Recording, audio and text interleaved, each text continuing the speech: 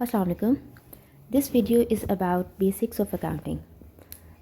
If you are studying accounting for the first time, no matter किस stage पे आप start कर रहे हैं, IGCSE या फिर A levels or on a later stage as well, this video is going to help you in learning all the basics of accounting. So, at first you should learn accounting की ज़रूरत क्यों होती है किसी भी business को. For example let's imagine अगर हम कोई स्मॉल कैफ़े रन कर रहे हैं. In that cafe we will be selling coffee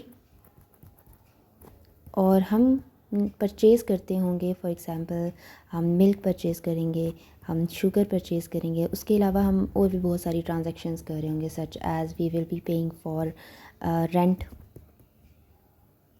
we will be paying for wages as well.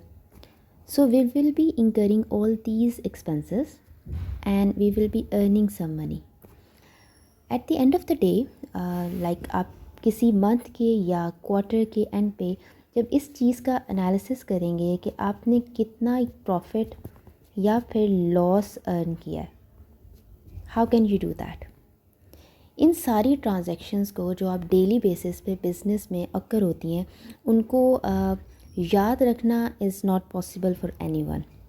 So accounting is basically the record keeping, और इन accounting की terminology में हम इसे बुक कीपिंग कहते हैं. It is the book keeping of all the transactions that happen in a business. And when we are talking about transactions, हम बात कर रहे हैं सारी मॉनिटरी ट्रांजैक्शंस की. सो दैट्स वाई हम अकाउंटिंग को कहते हैं it is a language of business. और एक अकाउंटिंग सिस्टम क्या होता है जो कि एक ऐसा प्रोसेस है जो सारी इंफॉर्मेशन को, कौन सी इंफॉर्मेशन, जो कि ट्रांजैक्शंस हैं बिज़नेस की, ऑल ट्रांजैक्शंस को वो रिकॉर्ड करता है, ऑर्गेनाइज करता है एंड समराइज.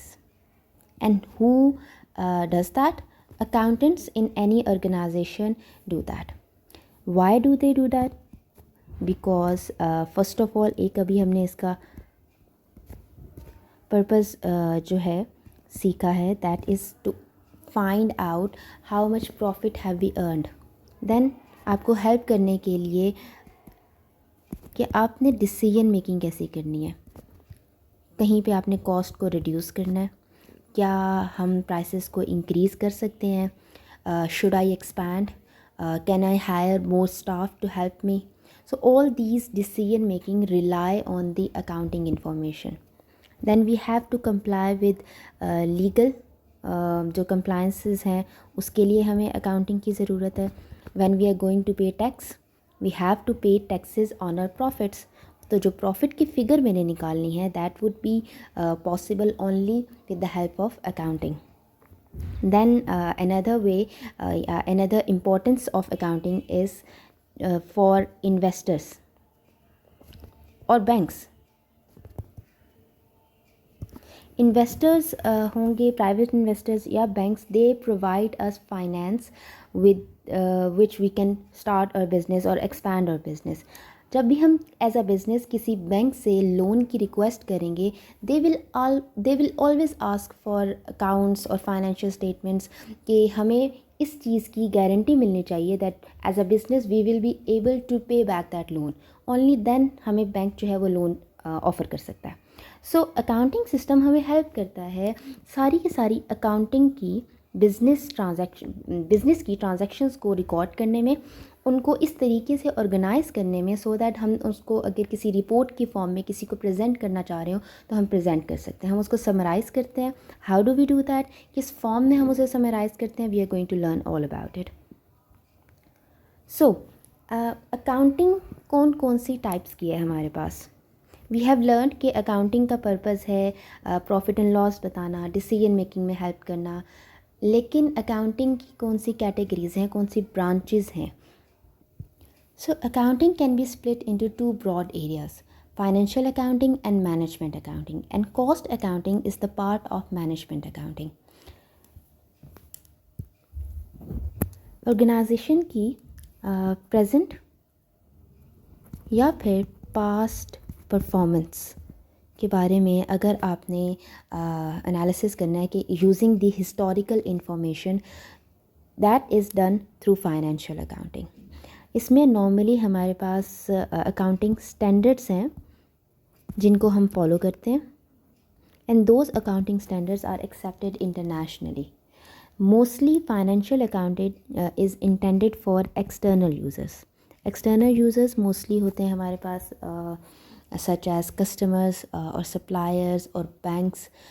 वो लोग जिनको हमारी हमारे अकाउंट्स की ज़रूरत है in order to make decisions और any analysis, they rely on the financial accounting for that. And to make financial accounts of different companies comparable, हमारे पास इंटरनेशनल अकाउंटिंग स्टैंडर्ड्स हैं जिनको यूज़ करके हम फाइनेंशियल अकाउंटिंग करते हैं। इन फाइनेंशियल अकाउंटिंग नॉर्मली जो हम रिपोर्ट्स बनाते हैं वो क्वार्टरली या फिर आपके पास biannually and most importantly annual reports होती हैं। And mostly reports are in a summarised form. On the other hand जो मैनेजमेंट अकाउंटिंग है, this is mostly used for internal purposes. इसमें आप कोई प्रॉपर स्टैंडर्ड्स फॉलो नहीं करते हैं। मैनेजमेंट अकाउंटिंग मोस्टली आपके पास फॉरवर्ड लुकिंग अप्रोच है। आप इस इंफॉर्मेशन को यूज़ करके डिसीजन मेकिंग कर रहे होते हैं, फ्यूचर की प्लानिंग कर रहे होते हैं, और उसके लिए फॉर एग्जांपल आप कॉस्ट का एनालिसिस कर रहे हैं, आप बजट्स बना रहे हैं, आप फोरकास्ट बना रहे हैं।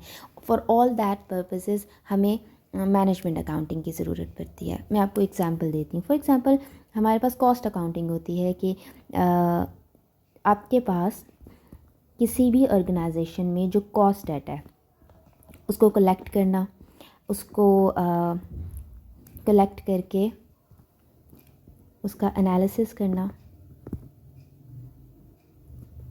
उसको अपने पास क्लासिफाई करना, this comes under cost accounting. किसी भी एक्टिविटी के बारे में, फॉर एग्जांपल अभी हमने एक बिज़नेस की एग्जांपल लिया, coffee shop.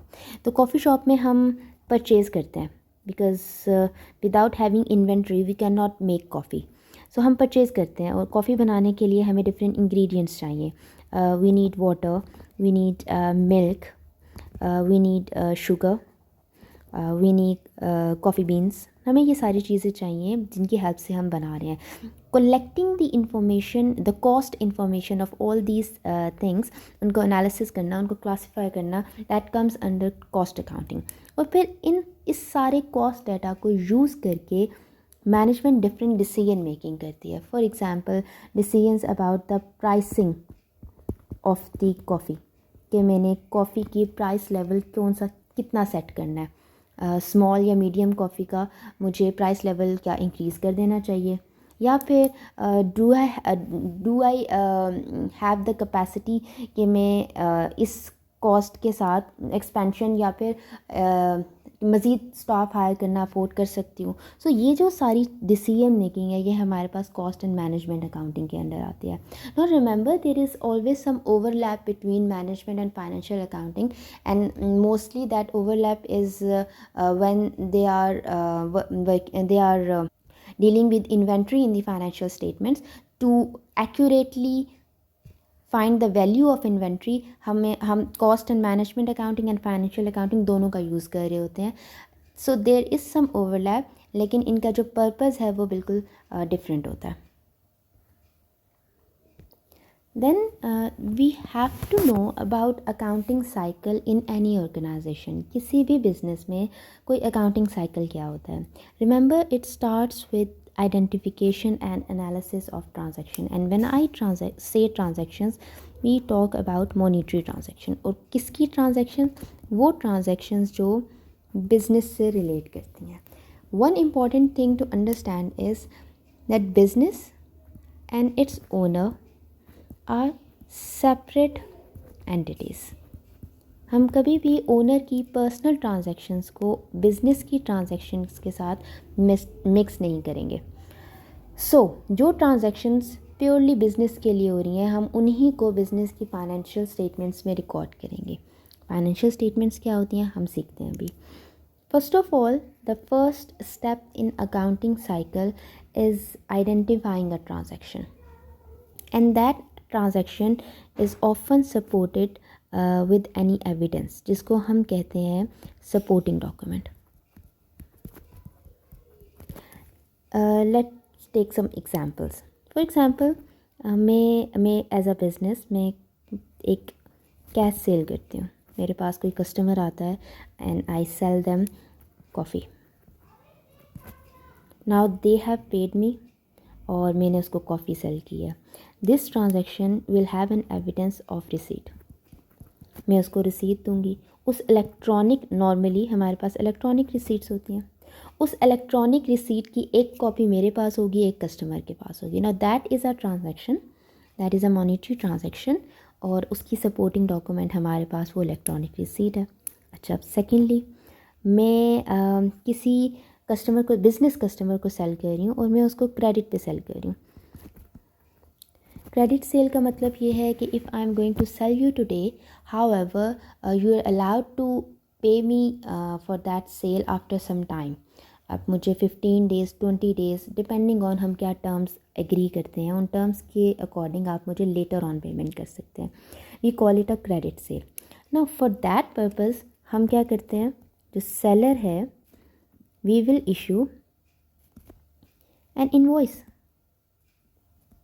Now that invoice with the buyer, उसकी एक कॉपी हमारे पास भी होती है. वो that invoice is the evidence कि हमने एक सेल इंकर की है जो कि क्रेडिट सेल है, और उसकी अमाउंट और उसकी डिटेल और उसकी पेमेंट टर्म्स जो हैं वो सारी उस इनवॉइस पे लिखी आ रही हैं. So that invoice is the supporting document of the monetary transaction. तो सबसे पहले तो हमने आइडेंटिफाई करना होती है कि हमारे पास ट्रांजैक्शन कौन सी इंकर हुई है.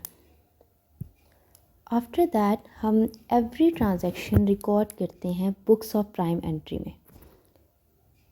बुक्स ऑफ प्राइम एंट्री को हम जर्नल्स भी कहते हैं. Books of prime entry basically हमारे पास एक डायरी होती है. हम क्यों इनको यूज़ करते हैं, सो दैट हम एक ही तरह की ट्रांजैक्शंस को एक ही जगह पे रिकॉर्ड कर सकें.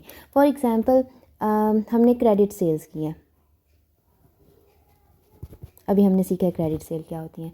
अब हम क्रेडिट सेल्स को हमने महीने में काफ़ी सारी क्रेडिट सेल्स की होंगी, तो हम चाहते हैं कि हम कोई भी सेल मिस ना कर दें. तो हम मिस्टेक्स को अवॉइड करने के लिए उनको रिकॉर्ड करते हैं सेल्स जर्नल में. रिमेंबर, हम इसको सेल्स जर्नल भी कहते हैं एंड सेल्स डे बुक भी कहते हैं. सो हम क्रेडिट सेल्स कहाँ पे रिकॉर्ड करते हैं, सेल्स जर्नल में रिकॉर्ड करते हैं. कैसे रिकॉर्ड करते हैं, हम सिंपल लिस्ट लिखते हैं, list of transactions. List of transactions होती हैं. उस लिस्ट ऑफ ट्रांजैक्शन में हमारे पास क्या आ रहा होता है, डेट, किस डेट को वो ट्रांजैक्शन हुई है, किस डेट को हमने वो क्रेडिट सेल किया है, नेम, किस हमारे कस्टमर का जो नाम है जिसको हमने सेल किया उसका नाम क्या है, एंड अमाउंट. हमारे पास ये 3 मेन चीज़ें हैं जो सेल्स जर्नल में आ रही होंगी. फॉर एग्ज़ाम्पल मैंने 1 नवंबर को मिस्टर ए को सेल किया है ऑफ $800. देन मैंने 3 नवंबर को दोबारा सेल किया मिस्टर बी को ऑफ $700. इसी तरीके से मैंने 10 नवंबर को सेल किया मिस्टर सी को of $200. At the end of the month मैं इनका टोटल कर लूँगी, that is 1700. Now I know इस महीने में मैंने टोटल कितनी क्रेडिट सेल की हैं. मैं अब इनको जब बुक करूँगी लेटर ऑन लेजर अकाउंट्स में, जो मेरे मिस्टेक के चांसेस हैं वो काफ़ी कम हो जाएंगे. So books of prime entry initially आपकी ट्रांजैक्शंस को रिकॉर्ड करने के लिए होती हैं before I post them into the ledger accounts.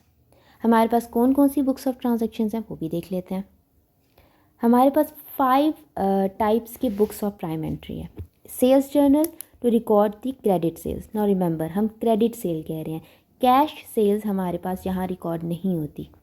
Sales return journal, जो हमने क्रेडिट सेल्स की हैं अगर वो रिटर्न हो जाएंगी, कोई कस्टमर हमारी गुड्स रिटर्न कर देगा, वो हम सेल्स रिटर्न जर्नल में रिकॉर्ड करेंगे. देन हमारे पास आते हैं purchase journal. Purchase journal are for credit purchases. Credit purchases हम किससे करते हैं, from supplier.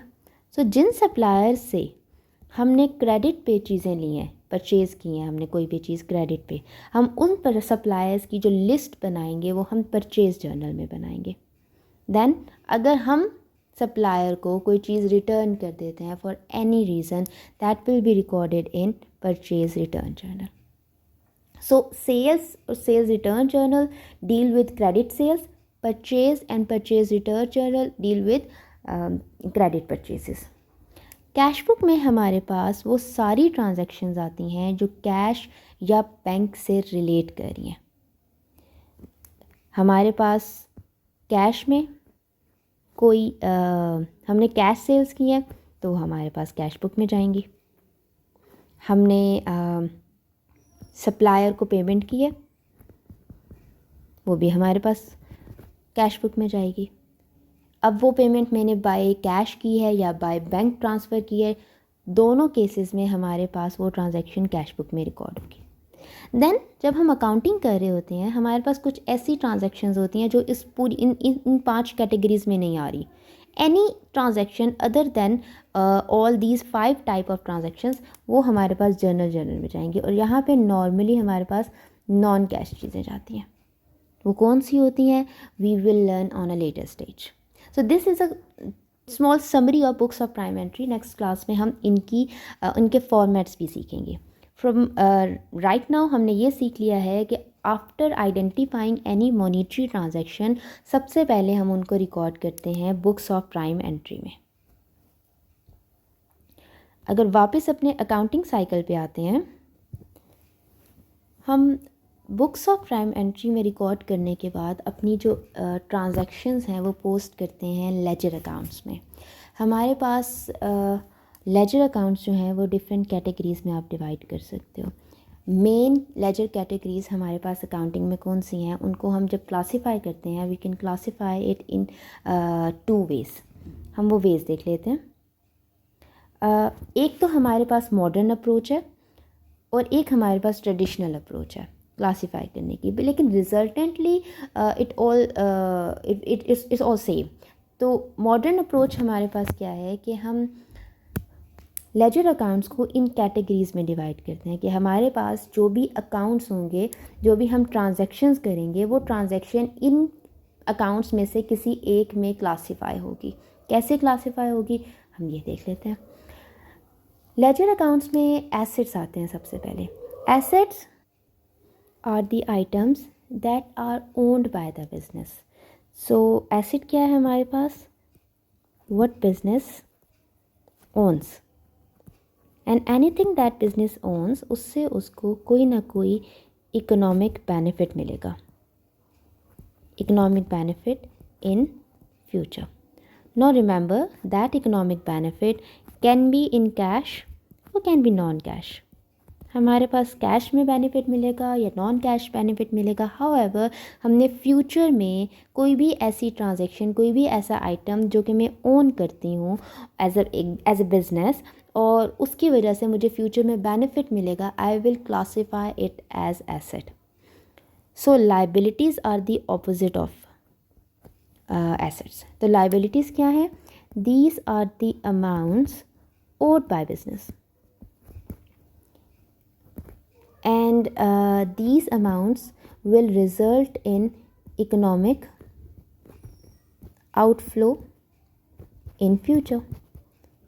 So for example future में मैंने किसी से पैसे लेने हैं, I will record it as an asset.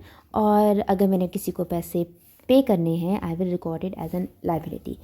Asset और लाइबिलिटी को सिंपली समझने के लिए हम एक एग्जांपल लेते हैं. हमारे पास एक बिज़नेस है ए और एक बिज़नेस है B. Now business A sell करता है anything,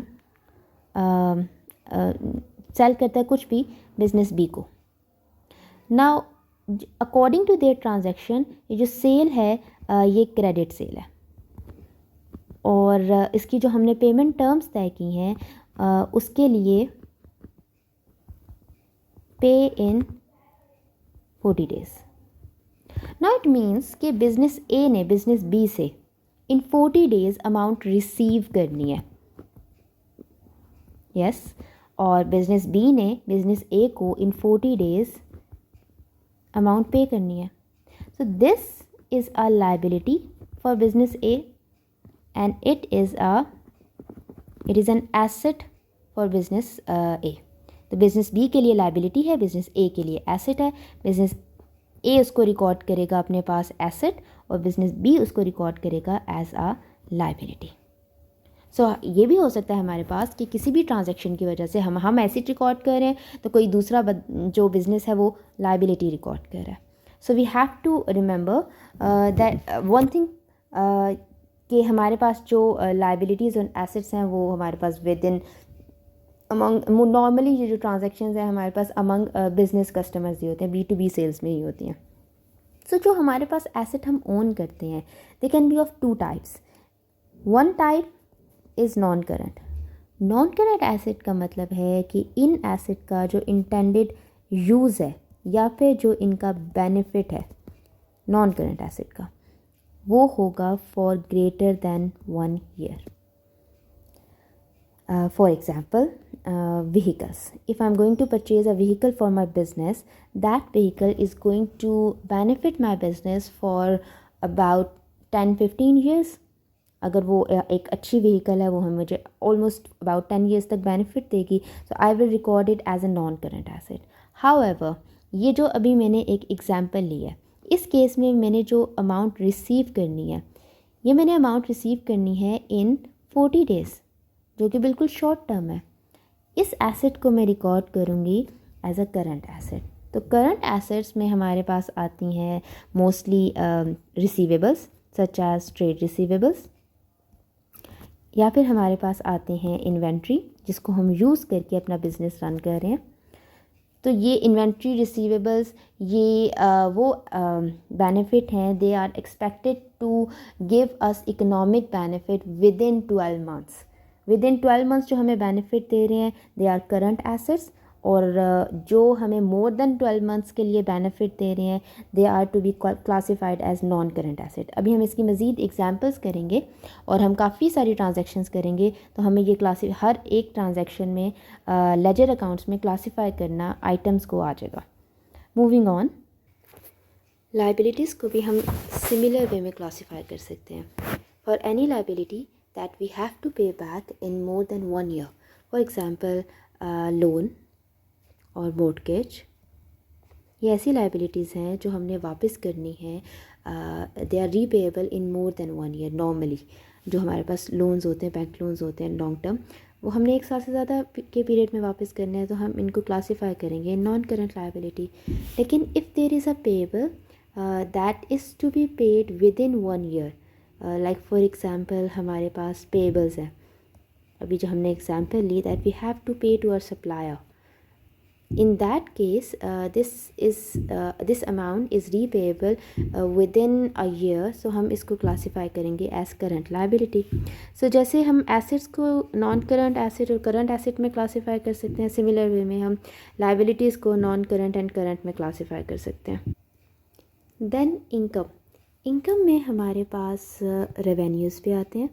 any revenue that we earn from sale of goods, या फिर उसके अलावा अदर इनकम भी आती है. फॉर एग्ज़ाम्पल कोई इंटरेस्ट इनकम, कोई commission income, any discount we received, all these thing. कोई रेंट हमने रिसीव किया है तो वो सारी हमारे पास अदर इनकम में जाती हैं. रेवेन्यू हमारे पास जो अर्न होता है that is from the main business we are running. For example again मैं अपनी कॉफ़ी शॉप की एग्ज़ाम्पल जब हम लेते हैं तो जो हम सेल कर रहे हैं कॉफ़ी उससे जो हमारी सेल्स हो रही हैं उन सेल्स को हम सेल्स रेवेन्यू क्लासीफाई करते हैं जो कि हमारे पास हमारी इनकम है. Then expenses.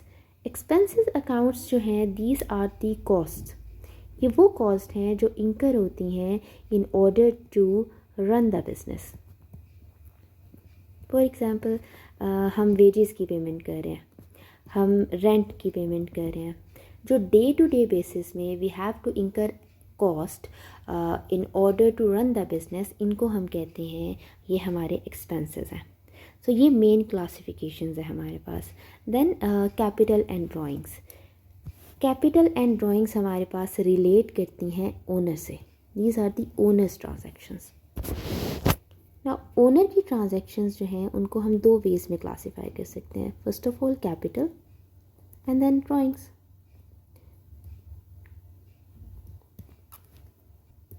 What is capital? Capital is any amount invested by the owner.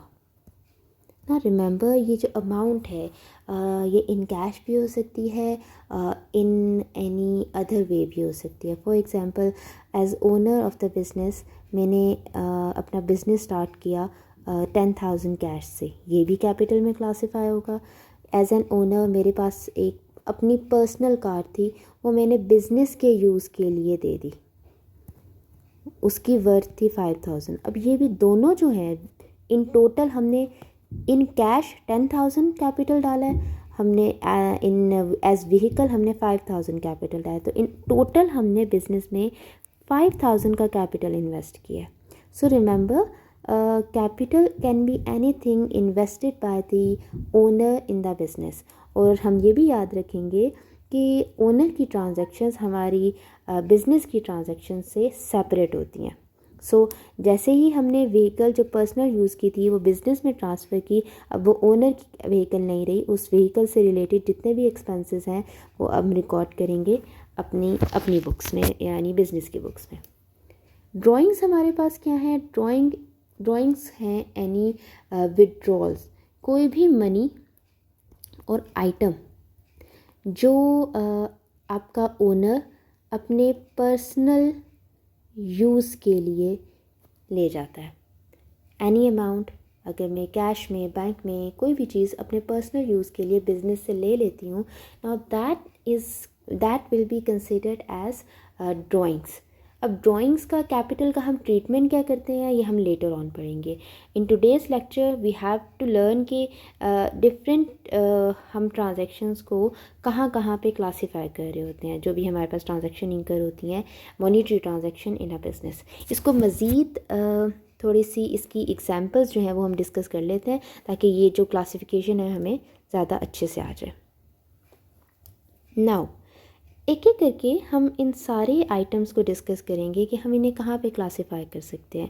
Now delivery van is a vehicle, और ये व्हीकल हमारे पास बिज़नेस को बेनिफिट देगी, फॉर एग्ज़ाम्पल डिलीवरी करने के लिए, और वो जो बेनिफिट देगी फॉर मोर देन 1 ईयर देगी.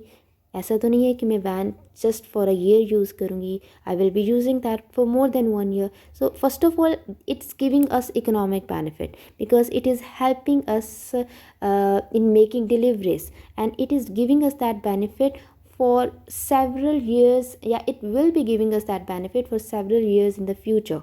So it is an asset or it is a non-current asset. ठीक? Okay, then rent is something that I pay to run the business को रन करने के लिए. ठीक, और ये एक ऐसी अमाउंट है जो कि मंथली बेसिस पे आप पे कर रहे होते हैं. इसकी जो नेचर है, जो इसका बेनिफिट है, वो आपको 1 मंथ का रेंट है, उसका जो बेनिफिट है वो आपको 1 मंथ के लिए मिलेगा. ठीक ना, it is an amount, it is not something कि जो हम लोग फ्यूचर में इसका बेनिफिट ले रहे होंगे. Normally this is something that we are consuming, जो हम यूज़ कर रहे हैं, जो बिल्डिंग हम यूज़ कर रहे हैं. So it will be classified as an expense. Then we have loan. अगर मैं किसी बैंक से लोन लेती हूँ, और फॉर एग्ज़ाम्पल मैं लोन लेती हूँ for 5 years, now that loan is to be repaid in 5 years. now it is a liability. ये तो हम आराम से हम आइडेंटिफाई कर लेते हैं कि ये लाइबिलिटी है. लोन है, वापस करना है, लाइबिलिटी है. लेकिन कि ज़्यादा अरसे में वापस करना है, मोर देन 1 year में वापस करना है, तो it will B a non current liability. इसी तरह हम बाकी एक एक करके डिस्कस करते हैं. Next, interest received. Now interest is something that is normally, आपको पता होगा कि लोन पे हम इंटरेस्ट दे रहे हैं, लेकिन इंटरेस्ट आप रिसीव भी कर सकते हैं. ऐसा भी तो हो सकता है मेरे पास बैंक में जो अमाउंट पड़ी है उस अमाउंट के ऊपर मुझे इंटरेस्ट मिल रहा है. This is a benefit that I am getting, और it is something that I am getting, और ये हमारे पास, एंड इट्स नॉट लाइक कि ये मुझे बहुत अरसे बाद मिल रहा है, ये मुझे अभी मिला है. सो इट्स एन इनकम और I will record it as an other income. इसी तरह इंटरेस्ट पेड है. This is something that is outflow of resources and it has already incurred, तो ये हमारे पास एक्सपेंसेस है. Receivable, receivable is an account, और ट्रेड रिसीवेबल का जो अकाउंट होता है that deals with credit customers. If you remember, हमने भी डिस्कस किया था कि हम कस्टमर को सेल करेंगे और उसको हम ये भी उसको हम क्रेडिट पे सेल कर सकते हैं. और उस क्रेडिट सेल का मतलब ये है that we have to receive an amount in after some days. 15 दिन में, 20 दिन में मैंने उससे अमाउंट वापस लेनी है. अब मैं उसको अपने पास रिकॉर्ड तो करूँगी कि मैंने इस कस्टमर से इतनी अमाउंट वापस लेनी है, तो वो जो मैं रिकॉर्ड करूँगी उसको मैं रिकॉर्ड करूँगी एज ट्रेड रिसीवेबल. अब मैंने चूँकि अमाउंट लेनी है, मैंने उससे पैसे लेने हैं, इट मीन्स कि फ्यूचर में मुझे इकोनॉमिक इनफ्लो होगा, बेनिफिट होगा, और वो जो फ्यूचर है वो शॉर्ट टर्म फ्यूचर है, तो शॉर्ट टर्म में मुझे होगा that I will record it as a current asset. अगर इसी का ऑपोजिट देखूँ, मेरे पास ट्रेड पेबल्स, ट्रेड पेबल्स होते हैं क्रेडिट सप्लायर्स. मैंने किसी से परचेज़ किया है, I purchased on credit. Now I have to pay after some time, मुझे 15 दिन में उसको पेमेंट करनी है. It will be recorded as a liability, और चूँकि ये पेमेंट मैंने विद इन अ ईयर करनी है, it will be recorded as a current liability. So next आगे चलते हैं. Discount allowed, discount allowed is given to customer, given to customers. बल्कि इसकी हमें मज़ीद क्लासिफिकेशन पढ़नी पड़ेगी. सो लेट्स स्किप दिस, हम डिस्काउंट अलाउड को भी स्किप करते हैं. डिस्काउंट अलाउड और discount received is something that I will explain to you in a later video in some detail. Travel expenses हैं, मैंने ट्रैवलिंग के लिए पे किया है, मेरे पास सिंपली ट्रैवल एक्सपेंसेस कहाँ रिकॉर्ड होंगे, इन दी एक्सपेंस कैटेगरी. कंप्यूटर्स, कंप्यूटर्स हम यूज़ करते हैं, कंप्यूटर्स हम यूज़ करते हैं फॉर मोर देन 1 ईयर. एक ऐसी चीज़ है, ऐसा एक्सपेंडिचर है जिसको जो हमने इनकर तो कर दिया, लेकिन इसका बेनिफिट मुझे मिलेगा for 3 to 5 years. It is an asset जो कि नॉन करेंट एसेट है. इसी तरह वेजेस हैं, वेजेस मैं पे करती हूँ ऑन मंथली बेसिस अपने एम्प्लॉयज़ को. It is an expense and it will be recorded under expenses. So these are some classifications. ये हमारे पास कुछ अकाउंट्स हैं और हम उनको किस तरीके से क्लासीफाई कर सकते हैं. हम इसकी रिपीटेडली प्रैक्टिस करेंगे सो दैट ये हमें याद हो जाए कि कहाँ पे मुझे किसको क्लासीफाई करना, because only then we can make entries and after that हम उसको लेजर अकाउंट्स में पुट कर सकते हैं. इस वीडियो को हम यहीं पे ख़त्म करते हैं एंड जो इसका नेक्स्ट पार्ट है that will be shared in the next video.